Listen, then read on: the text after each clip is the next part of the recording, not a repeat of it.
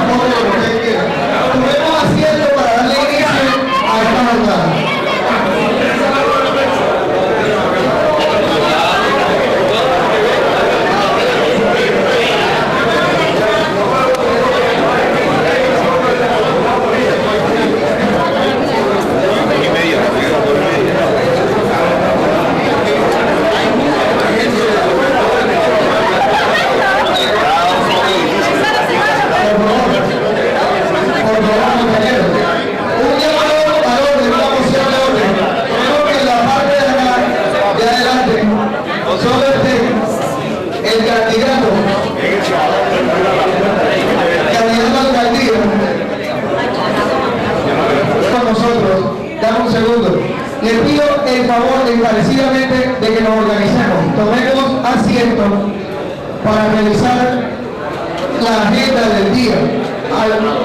Sí, hay un listado de personas invitadas que además con su invitación nos colaboran a la campaña. Así que, teniendo en cuenta esto que acabo de decir, a la hora del almuerzo se va a tener muy presente. A los señores periodistas, muchas gracias por estar aquí con nosotros. De comienzo, vamos a dejar que los periodistas hagan las tomas respectivas del caso y luego la televisión Canal 10, a quienes les daremos el primer turno para la televisión panameña. Posteriormente se encuentra con nosotros también la gente del comunicador, medio de prensa, segunda persona en el orden a preguntas, y la gente de Manangué que tiene presencia con el señor Jota sería la última persona de parte de los periodistas. Corporación de Emisoras Comunitarias de la Napa Atlántica está con nosotros también, tiene presencia y también para tener en ese orden que acabo de decirle la posibilidad de hacerle preguntas tanto al doctor Pedro como a nuestro candidato a alcaldía. Entonces comencemos con la gente. Buenas tardes, senador Gustavo Pedro, representante de la alcaldía del municipio de Manangué. Dice que Manangué es una ciudad que ahora mismo está pasando por una crisis social. Vamos a detallar, ya todo el mundo la conoce. ¿Cuál es el comprometimiento del Foro Democrático que el candidato Marcelo Torres llegante a ser alcalde de la ciudad de Manangué? ¿Cuál sería el mensaje de esperanza para esta población que ha sido golpeada por los últimos acontecimientos? ¿Y cómo se compromete el Foro Democrático en sacar a Manangué de esta sociedad que está viviendo?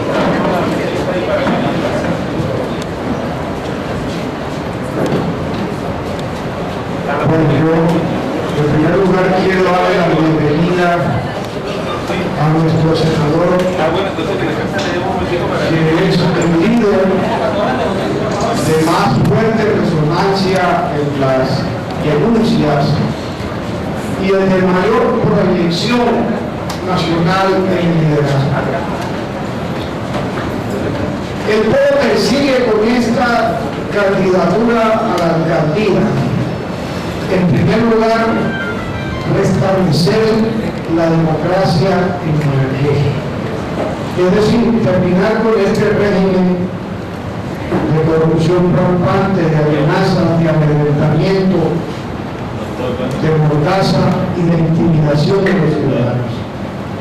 En segundo lugar, realizar un programa de emergencia social que mejore significativamente el nivel de toda la población. Y en tercer lugar, poner en marcha un programa de desarrollo económico que se base en las mejores características que ha tenido Managé, que le dieron su identidad histórica, su vocación agrícola, su carácter agroindustrial, su condición de pueblo rural y su ventajosa ubicación geográfica. Así le daremos en tuerco el timonazo que necesita la ciudad de Managé. La salvaremos de esta horrible noche que padece para que amanezca una aurora de democracia, progreso y bienestar. ¡Viva Marcelo Torres! ¡Viva! También se pueden con nosotros los señores César Ramírez, los dos actuales, excelentísimamente también van a tener su oportunidad. Para todos los medios, tenemos la posibilidad de hacerle un máximo de 4 preguntas a los representantes que tenemos aquí. ¿Vale? Para el senador Pedro, conociendo su trayectoria en el Senado de la República, con lo que ha sucedido en Managé, hemos conocido que no le ha tenido miedo ni le ha temblado el pulso para hacer señalamientos en esta ciudad. ¿Seguirá usted con esa trayectoria? ¿Seguirá destapando las ollas y toda la corrupción acá en la ciudad de Managé para ver si la logramos sacar esta podredumbre que está viviendo la ciudad? Sí, quería que sea congresista de la República, pero lo voy a dar de ser congresista de la República de más 3 años. La realidad es que en la experiencia última, 6 últimos años, por eso, estudiando este tema del paramilitarismo y sus relaciones con el Estado, con la política, con la vida social colombiana, he llegado a una conclusión: no basta la denuncia, hay que gobernar. Porque finalmente la denuncia no muestra sino lo que ha pasado. Finalmente la denuncia lo que nos va a mostrar es miles de cosas comunes. Llevan 528 cadáveres rescatados de centenares de cosas comunes. Son miles. Eso ya lo sabe la Fiscalía General de la Nación. La denuncia mostrará los cadáveres, quienes cometieron ese crimen por criminalidad, por qué razón. Finalmente la razón no ha sido sino el dinero. En el trasfondo de todo, la construcción de un poder mafioso que ha concentrado la riqueza en Colombia de una manera abrumadora. Y un poder mafioso que se resiste a dejar el poder. Managé es testigo de eso. Y no solamente Managé. No ha sido suficiente la acción de la Corte Suprema de Justicia, que con mayores argumentos que los que yo mismo expresé en el Congreso de la República, hoy tiene presa buena parte de la clase política caribeña y esperamos que cojan presos a la parte de la clase política andina y cachaca que ha estado comprometida con el narcotráfico, el paramilitarismo y otras organizaciones que participan de ello. Pero no ha sido suficiente la acción de la Corte, no ha sido suficiente la denuncia muy valiente de la prensa colombiana, no ha sido suficiente que en la opinión pública nacional hoy sea muy claro el grado de penetración del narcotráfico en el Estado y la política y sus efectos nocivos sobre la sociedad, porque estos poderes mafiosos quieren perpetuarse, quieren mantenerse. Quizás a diferencia de hace 4 años, los fusiles no se ven en las elecciones, pero lo que sí se observan son los fajos de billetes de han reemplazado los fusiles por los dólares para comprar votos.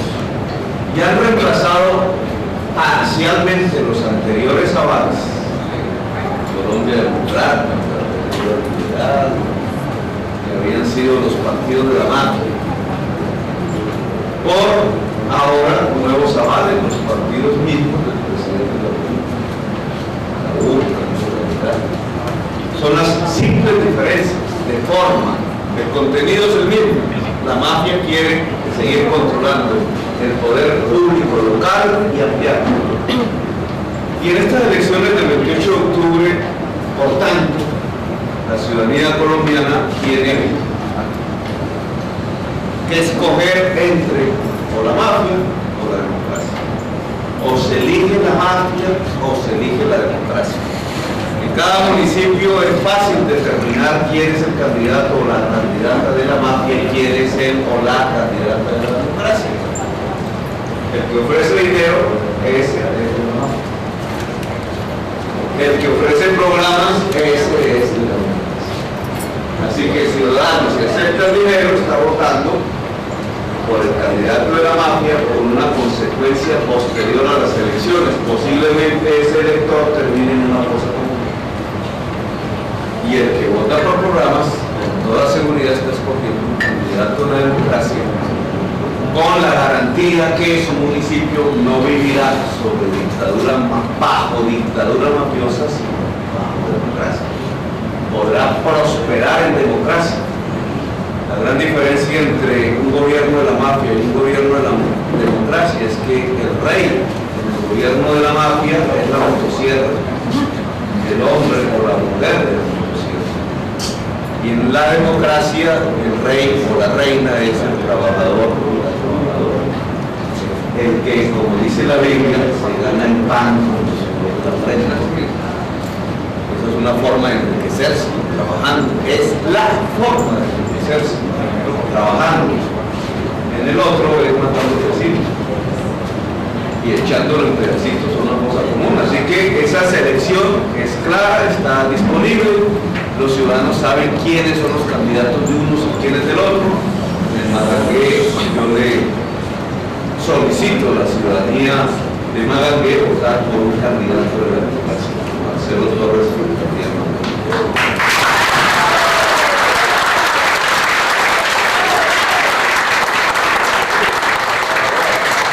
Intervención para Óscar García Alemán, coordinador.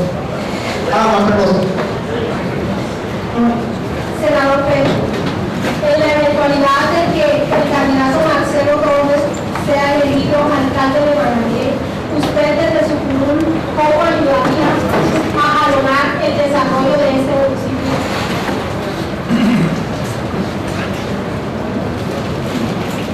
De este y del país, digamos. La respuesta se puede generalizar y se deduce un poco de lo que acabo de decir. Bueno, la Biblia dice que ganarás el pan con el sudor de la frente. Yo no soy un beato, le creo a esa frase de la Biblia, capítulo de Génesis. Ganarse el pan con el sudor de la frente significa que la familia, el ser humano, puede mantenerse con vida, desarrollarse espiritualmente, ser rico, o lo contrario, dejar de ser pobre si tiene la oportunidad de trabajar, es decir, de ganarse el pan. Y para trabajar, y ya ves algo de la Biblia, hay tres condiciones. El trabajo implica tres requisitos, tres varitas mágicas, decía Marcelo de su tierra, un lugar donde trabajar. Los economistas le dicen tierra, capital, le dicen los economistas, o sea, crédito, y saber. El trabajo humano, que más que el músculo que hacen los animales y las máquinas, es el cerebro humano, el saber. Tierra, trabajo y capital. Tierra, un lugar, un crédito, un saber. Si combinas esas tres condiciones, tienes un hombre o una mujer que trabaja, y que produce riqueza y que prospera y se enriquece él y su familia, o ella y su familia. Bueno, la pregunta es, en Magangué, en el Caribe colombiano y en Colombia, ¿quién tiene la tierra? Primer requisito para que el pobre deje de ser pobre. En Magangué, ¿quién tiene la tierra? La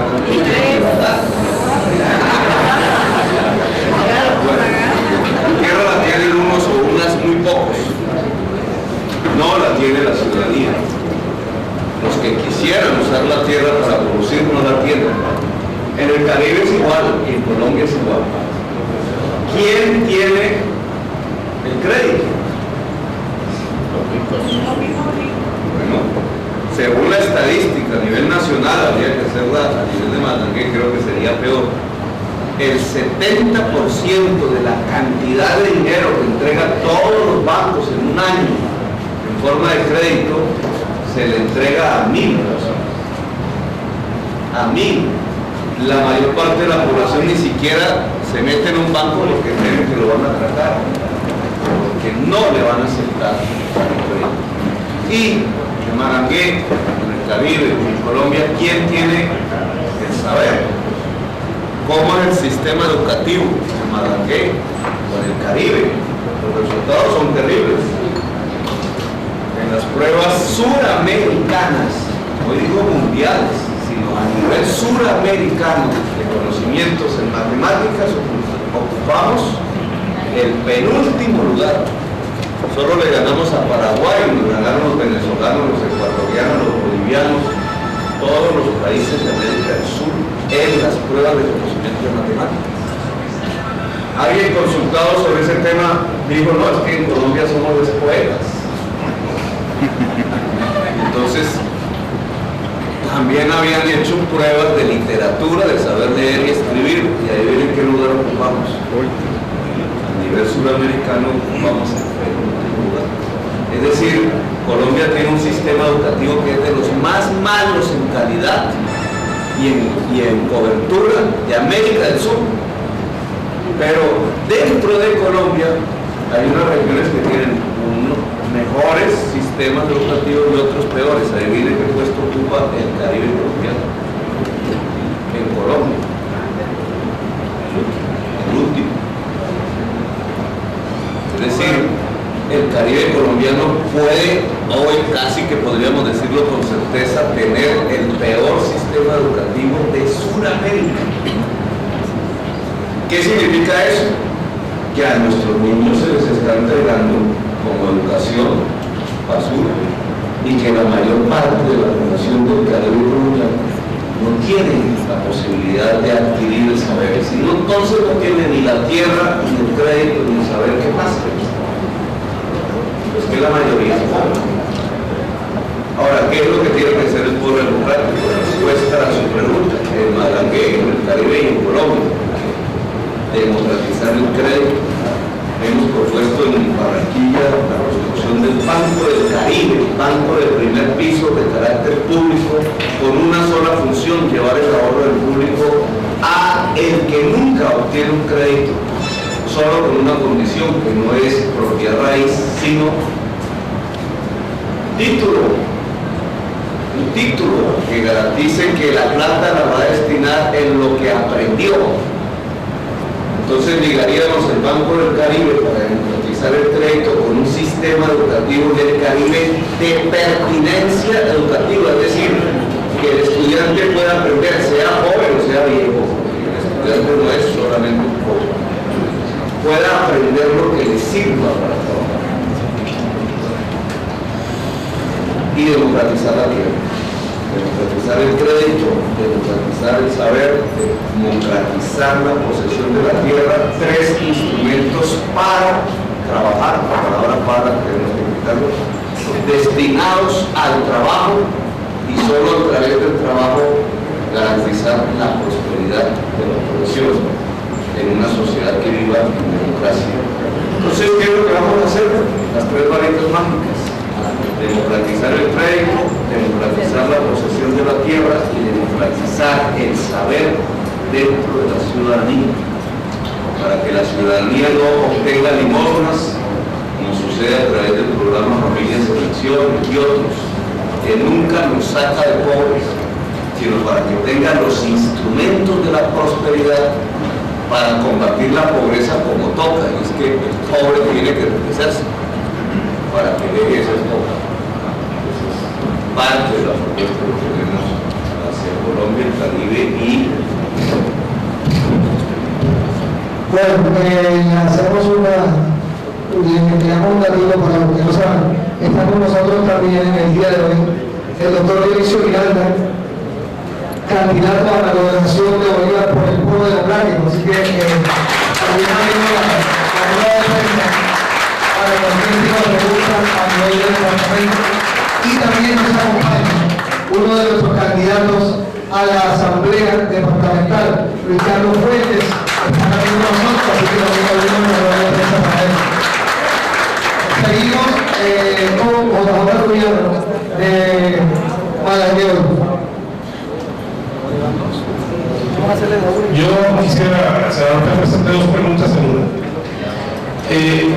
Primero, para nadie es un secreto que el sistema electoral en Colombia es el más obsoleto, el más fácil de quebrantar, el que está mandado a recorrer.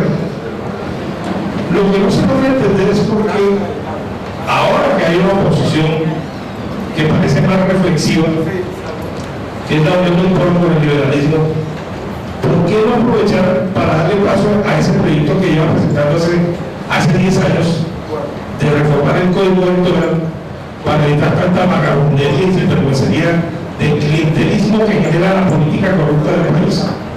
Por un lado. Por otro, vi las cifras de inscripciones de la Registraduría Nacional del Estado Civil, y si tenemos en cuenta que hay 1090 municipios y el pueblo está aspirando a casi 343 alcaldías, si no estoy mal, me estaría dando un índice de que está aspirando al 33% del poder del país. Eso me parece que es una consecuencia lógica de un trabajo que se ha venido haciendo. Pero la pregunta más, senador, es: ¿qué le garantiza a los colombianos que una vez solidificado como partido o movimiento político del pueblo, en unos 10 años no nos resulte igual que los liberales y los conservadores, que lo que han hecho es repartirse la torta?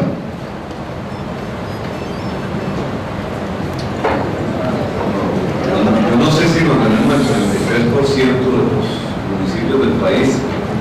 Incluso tengo que confesar que más alegría me daría si en lugar de gobernar Bogotá, gobernásemos Barranquilla.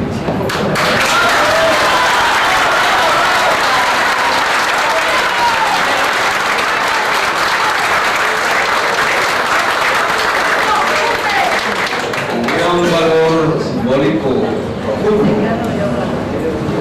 Tiene que ver con la respuesta a su interrogante. Se pueden hacer cambios en la ley. De hecho, nosotros hemos votado y colaborado en una serie de reformas políticas en los últimos años, cambios constitucionales, legales. Tengo que decirle, en acuerdo con el gobierno, en algunos temas.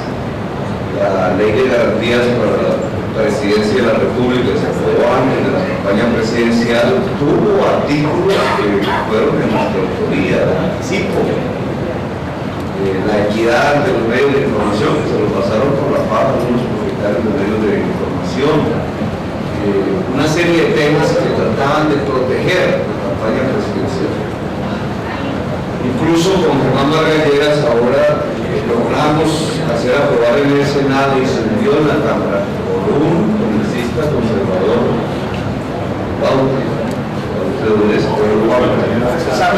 César, decidió hundir en el último debate del proyecto.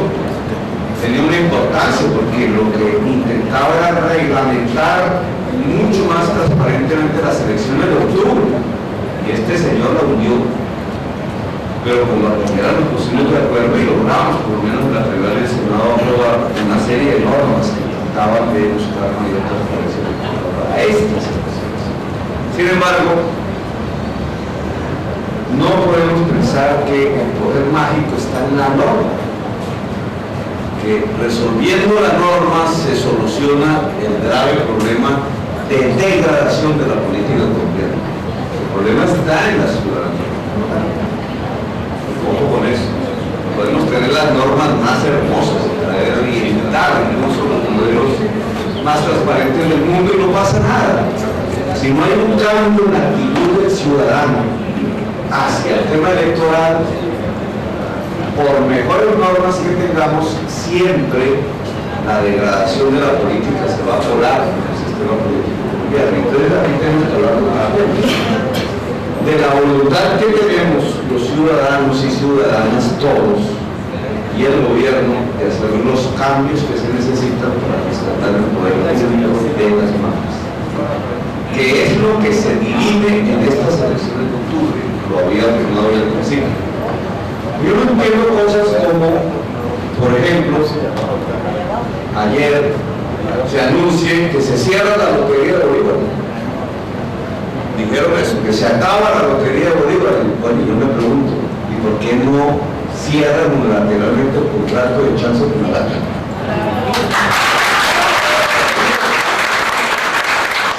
Más que las normas para eso hay, yo me pregunto, y es que no existe la evidencia concreta en la opinión pública y dentro del gobierno que una mafia chancera, independientemente que haya financiado la campaña del presidente de la República, una mafia chancera, ¿qué espera el ministro del Interior? Bajo cuidado está la gata a través del INPEC, la tiene un spa, haciendo política y negocios, todos los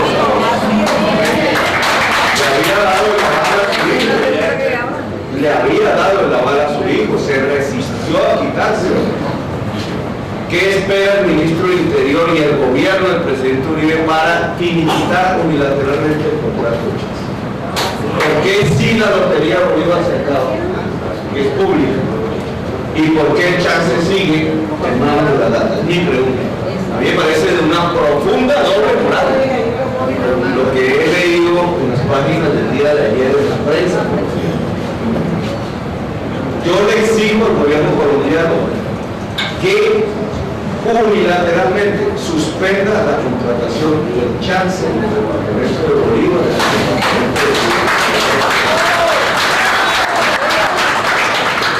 Los efectos están a la vista. ¿Qué pasa con el hospital de Malagueta? ¿Qué pasa? Ustedes saben qué pasa. Está camino a la privatización. O sea que el latrocinio de los recursos de la salud termina, su efecto es no solamente una compra masiva de votos, por una parte, un enriquecimiento ilícito que ya tiene en prisión algunos de sus empresarios y una mortalidad de gentes alrededor del tema de la competencia en el mercado de Chance, sino que su otro efecto sobre la ciudadanía es el cierre de los hospitales, el desmantelamiento de la red pública hospitalaria, es decir, la salud de nuestros hijos. Entonces la propuesta del gobierno es sacrificar la salud de nuestros hijos por mantener una mafia chancera dueña de un contrato de juegos de suerte y azar cuyo único propietario, según la Constitución colombiana, es un pueblo colombiano, no es un monopolio estatal. Yo hace poco vengo de ir al municipio de Coveñas, departamento de Sur. Tuve una experiencia dramática. El departamento del municipio de Coveñas tiene 10.000 habitantes. Le llegan entre recursos de regalías, transferencias y otros recursos 60.000 millones de pesos al año. Es decir, hagan una división, son 6 millones por persona.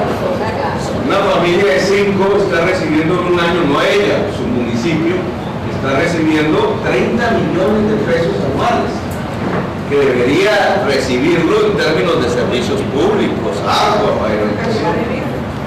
Bueno, dice mi candidato y campaña ahí con un candidato a la alcaldía de Tremont del Foro, y salió una viejita de la manifestación que teníamos y me llevó a su casa, ahí por la carretera esa al borde del mar, y estaba la casa en un piso de tierra, y en un cuarto una muchacha de unos 28 años tirada en la tierra, en los huesos, con unas llagas, voy a mostrar las fotos, unas llagas de este tenor en todo su cuerpo. Ella no me podía mover, entonces se le llagó, se le llenó de llagas en el cuerpo, desnutrida, muriéndose. Le pregunté, bueno, ¿y el centro de salud del municipio por qué no la lleva para que la atienda? ¿Qué le ha dicho el alcalde? Entonces me llevaron al centro de salud. 11 meses sin pagarle el salario de los para que hagamos los cálculos de lo que significa la mafia en el poder. Entonces la muchacha muriéndose de hambre, si es que ya no está muerta en este momento, de hambre literal, llagada porque no se podía mover su cuerpo, la señora en su angustia no le podía dar más atención, el hospital cerrado, y resulta que el municipio recibe 60.000 millones de pesos de regalías y transferencias para 10.000 personas. Esa sola familia en un año podría haber recibido 30 millones de pesos del servicio, y la niña le estaba muriendo de hambre. ¿Qué es eso? Ahora, Mancuso confesó que el alcalde de Coveñas le servía como su caja menor para los tintos. Es que ese presupuesto iba directamente del petróleo, de la regalía, no a la niña que se estaba muriendo de hambre, sino al bolsillo de Salvatore Mancuso para pagarle los tintos a sus tropas. Pues esa es la mafia. Yo me pregunto, ¿y por qué sigue el alcalde de Coveñas después de la confesión de Mancuso en el gobierno de Coveñas? ¿Por qué el gobierno nacional mantiene a este señor? Voy más allá, la Universidad de Córdoba, un departamento ya un poco más alejado de Bolívar. El señor Salvatore Mancuso me dio la razón en un debate público que hice hace 4 años, en donde dije que a sangre y fuego, matando estudiantes, profesores, Mancuso había logrado imponer su candidato en la rectoría de la universidad, el señor Claudio Sánchez. Mancuso fue a su declaración 4 años después del debate y confesó y dijo que efectivamente a sangre y fuego se había impuesto la candidatura de su amigo a la rectoría de la Universidad de Córdoba. Pregunta, ¿y por qué hoy sigue siendo rector de la Universidad de Córdoba el señor Claudio Sánchez, el candidato puesto a sangre y fuego? ¿Qué le pasa al gobierno colombiano? Yo lo reto, es doble moral, porque no es ignorancia, o tenemos que afirmar que el gobierno está impulsando políticas y acciones que están protegiendo los intereses del narcotráfico dentro del Estado colombiano. Que se atreva a suspender el contrato de Chance, que se atreva a sacar el alcalde de Coveñas, que se atreva a sacar el rector de la Universidad de Córdoba. ¿O es que nosotros hemos llegado a la conclusión acaso que nuestros hijos y nuestras hijas están mejor educados si un sacamicas del narcotráfico es el que los educa? Yo no creo que la sociedad colombiana haya llegado a esa conclusión. No puedo creer que el presidente Uribe haya llegado a la conclusión de que los narcotraficantes son los mejores educadores de nuestros hijos.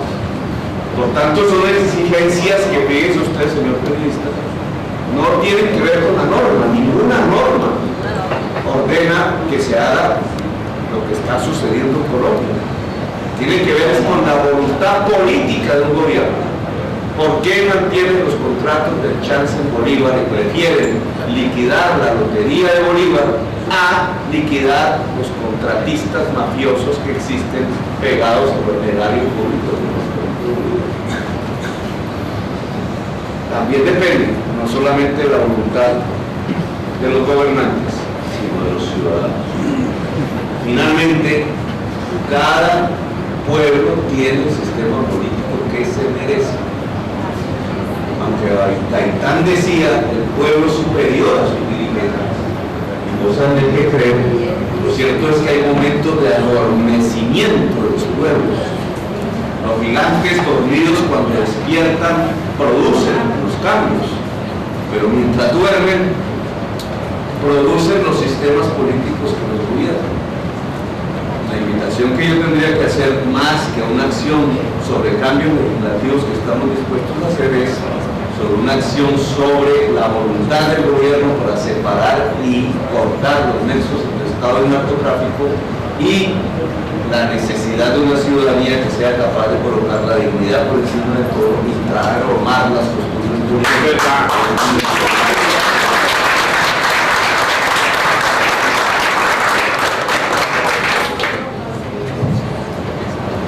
Compañero de la red comunitaria de emisoras de la costa. Muchas gracias para el doctor Pedro a la pregunta. Doctor Pedro, usted hace un momento decía que el capital de los bancos se le entrega a 1.000 personas en Colombia.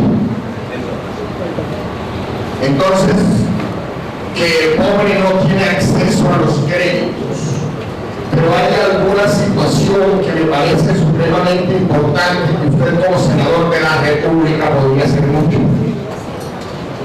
Los campesinos que se encuentran en toda la vereda del río Magdalena vienen siendo maltratados por las permanentes inundaciones, en el sentido de que viene una inundación, arrasa con todo el ganado, con toda la cosecha, esa que él logró a través de un préstamo en una institución bancaria, y que luego, cuando la corriente se destruyen esos medios de subsistencia, él no puede cumplirle a los bancos.